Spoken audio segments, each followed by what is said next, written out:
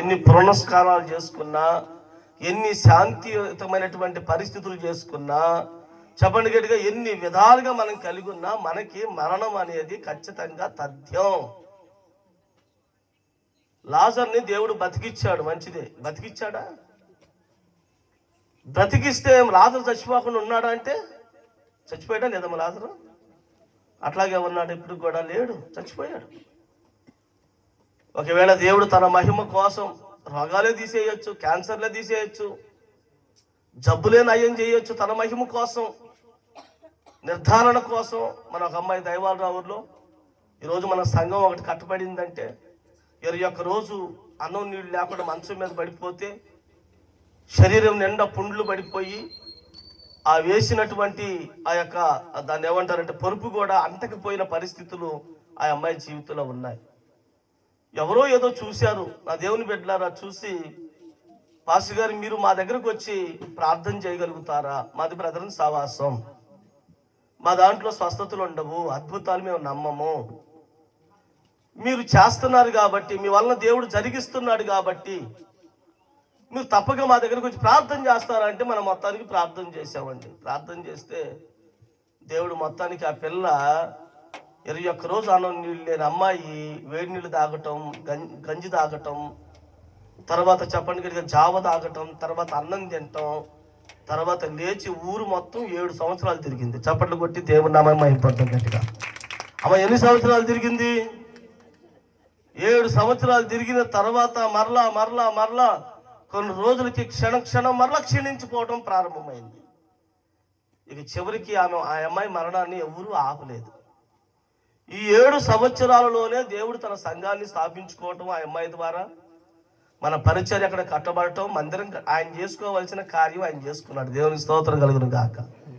అంటే కొన్ని దేని కోసం అంటే దేవుడు వారి మధ్యకు వెళ్ళటానికి, నివసించడానికి, పరిచర్యలు జరగటానికి, వాక్యాన్ని నిరూపించడానికి దేవుడు కొన్ని మహిమ కోసం రోగాలు తగ్గిస్తాడు, మహిమ కోసం చచ్చిన వారిని చెప్పండి గట్టిగా బ్రతికిస్తాడు.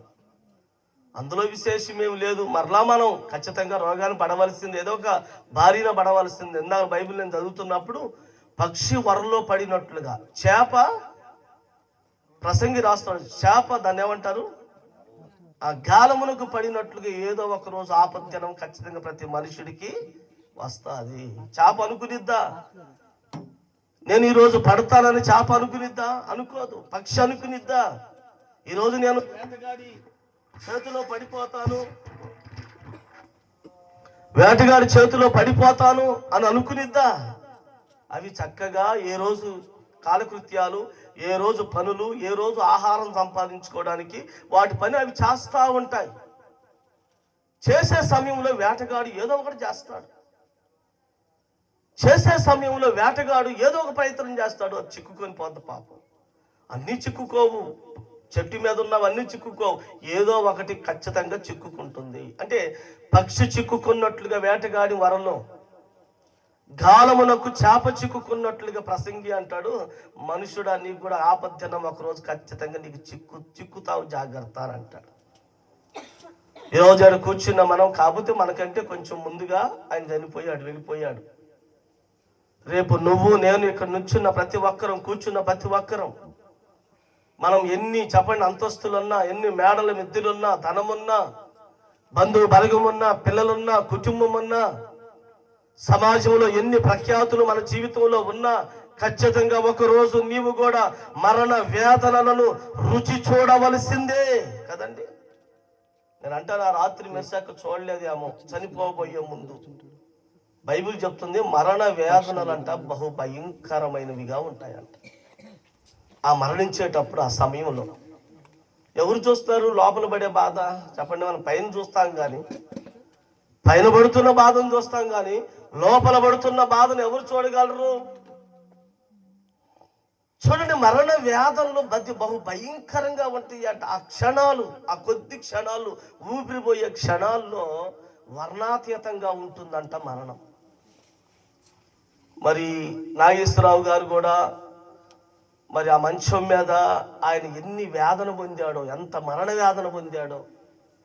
దానికి ముందుగా ఆరోగ్యం సరిగా లేక, ఆయాసంతో, ఉబ్బసంతో ఎన్నోసార్లు ఎక్కడో పడిపోయాడు, ఎక్కడో కూర్చున్నాడు. దినదినం బాధ, దినదినం వేదన, దినదినం నలిగిపోయాడు. అన్నం తినలేక, తాగలేక, కూర్చోలేక, నిలబడలేక, పండుకోలేక, ఒకటే దగ్గు, ఒకటే వేదన, ఒకటే బాధ. చూడండి, ఒక మనుషుడి జీవితంలో మరణం దగ్గర పడుతున్నప్పుడు అతడు పడుతున్నటువంటి భయంకరమైన వేదనలు. అయితే ఈ రాత్రి దేవుని వాక్యం ఏం చెప్తుందంటే, అది ఎవరైనా సరే, ఈరోజు కూడా ఒక పెద్ద పాస్టర్ గారు అండి, ఆయన పెద్ద పాస్టర్ గారు, యేసన్న గారితో సమకాలికుడైన పాస్టర్ గారు. ఆయన జీవితంలో కూడా మనం గమనిస్తే ఇప్పటికీ ఇంట్లో పక్షవాతంతోనే ఉన్నాడు. సేవకుడైనా అంతే, విశ్వాసైనా అంతే, లోకస్తుడైనా అంతే. ఈ మరణాన్ని రుచి చూడకుండా ఎవడు ఉండటానికి వీలు. అది ప్రభు చట్టం, అది హల్లెలూయా, అది దేవుని యొక్క సంకల్పం. యేసన్న గారు ప్రపంచానికి ఒక దూతగా లేకపోతే ఒక వెలుగుగా ప్రకాశింపబడ్డాడు. అంత యేసన్న గారు చివరికి చచ్చిపోయేటప్పుడు కళ్ళన్నీ పచ్చగా వచ్చేసాయి, నోరంతా పచ్చగా వచ్చేసింది, బాడీ అంతా పాయిజన్ అయిపోయింది. ఆయనకి కిడ్నీలు ఫెయిల్, భయంకరమైన షుగర్, ఆయనకి కిడ్నీలు ఫెయిల్, అన్ని అవయవాలన్నీ డ్యామేజ్ అయిపోయి చివరికి మంచం మీద చివరి శ్వాస వరకు ఆయన ఏమన్నాడంటే, నన్ను ఒక్కసారి నా గురించి మీరు ప్రార్థన చేయండి రా, ఒక గుప్పిలి అన్నం తినే అవకాశం నాకు ఇవ్వమని చెప్పండి రా, అలాగే ఇంకొకసారి ఆంధ్ర రాష్ట్రాన్ని కదిలిస్తానని చెప్పాడు. దేవునికి స్తోత్రం కలుగును గాక. కొంతమంది ఆరోగ్యం ఇస్తే, కొంతమంది బలం ఇస్తే, కొంతమంది శక్తిని పొందుకుంటే, కొంతమంది లేచి నడుస్తుంటే దేవుడిచ్చిన కృపను బట్టి దేనికో మనం ప్రయోగిస్తాం. కానీ ఒక దైవజనుడు అంటున్నాడు, ఒక గుప్పిలి అన్నం తినే శక్తిని నాకు ఇవ్వమనరా, ఈసారి ఆంధ్ర రాష్ట్రాన్ని గడగడలాడిస్తానని చెప్పాడండి. అంతవరకే ఉంది ఆయనకు అవకాశం. మనం అడిగితే ఆయన ఇస్తాడా? అలాగే ఆయన ఒక పాట పాడుకొని, ఒక పాట పాడంటారని చెప్పేసి